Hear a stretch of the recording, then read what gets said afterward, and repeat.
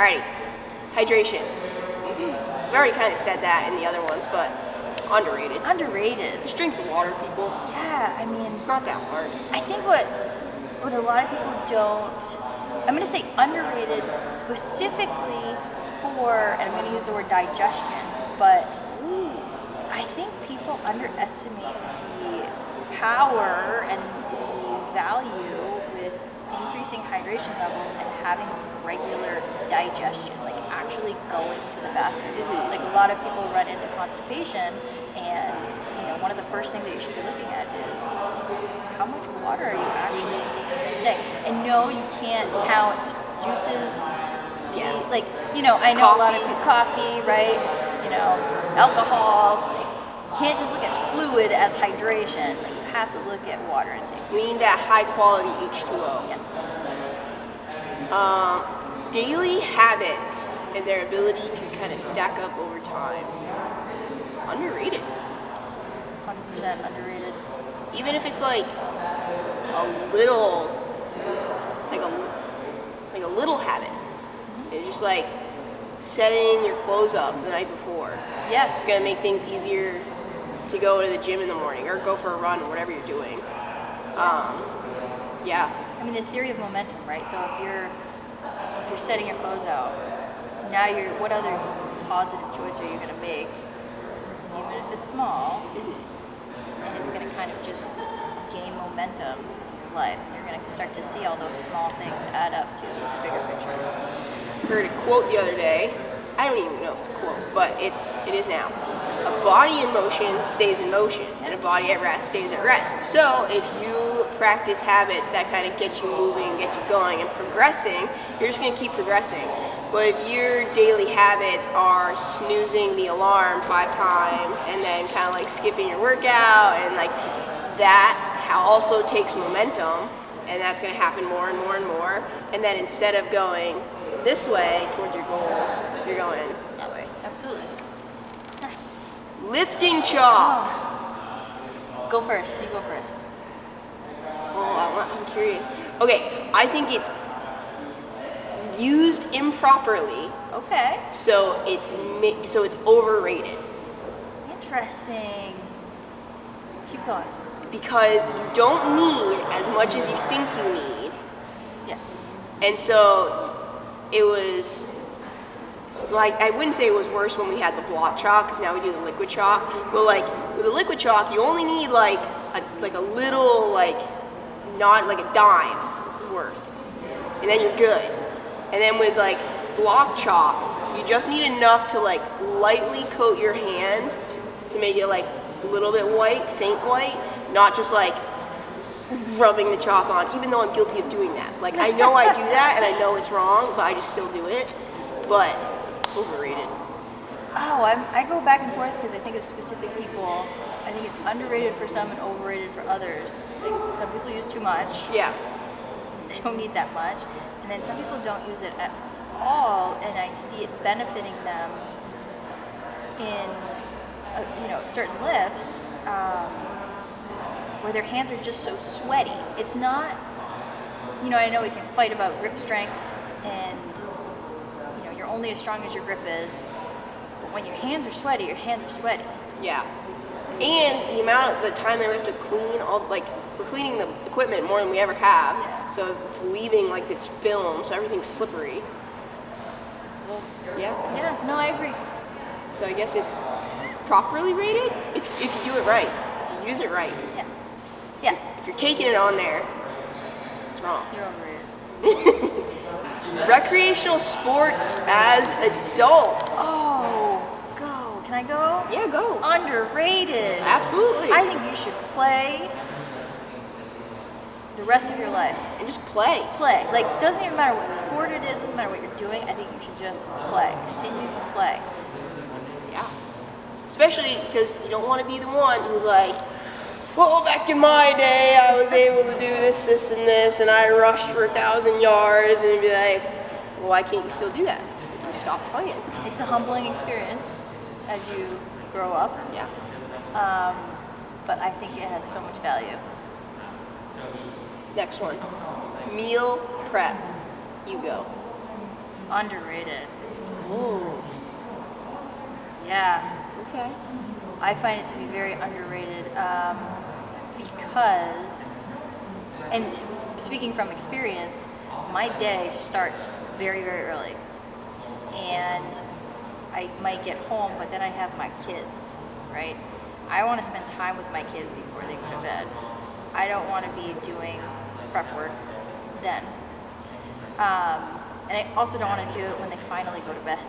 Finally go to bed. So taking the time one day out of the week for me is incredibly beneficial. I see my day moving much smoother, and I see myself making better choices because the grapes are washed, or the carrots are cut, or the celery is cut. So your apples in this plastic bag. my apples are washed, right? Like, I feel like it helps people make better decisions when you're in that mode of I'm hungry, I want to eat something, I have a cookie that's right there that's really quick to grab, or I have my apple or my whatever it is already prepped and ready.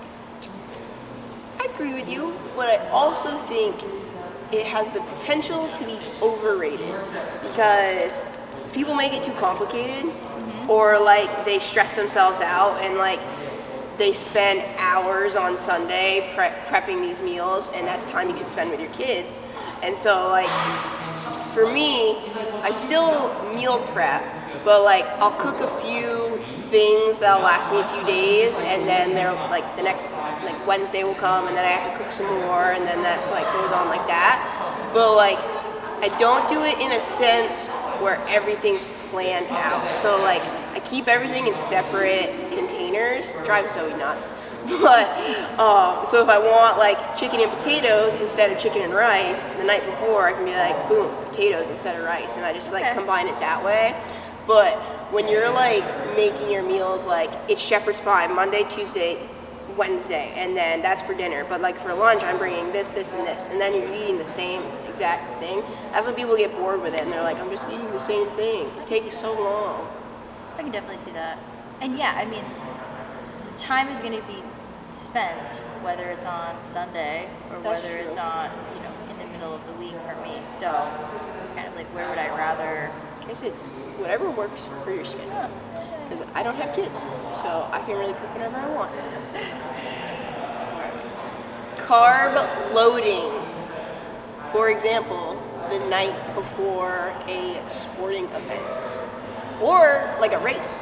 We have a lot of people here who run races and stuff. Yeah, like a spaghetti dinner, right?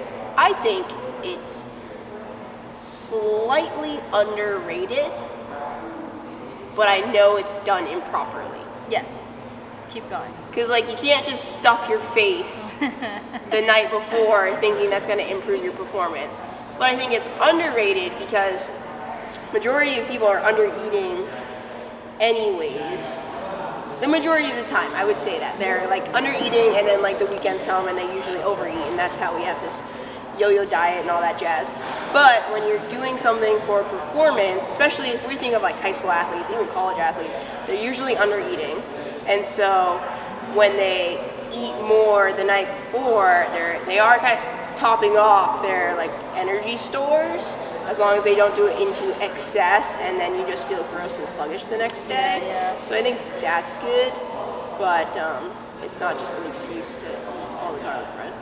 No, and I actually approached that topic as more of a social piece.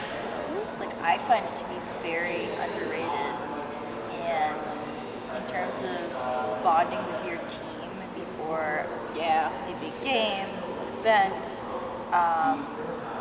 I think that is incredibly important, being together before something like that. I'd agree. Last, but certainly not least. All right, we're back on. You want to do fitness trackers again? Sure. Okay.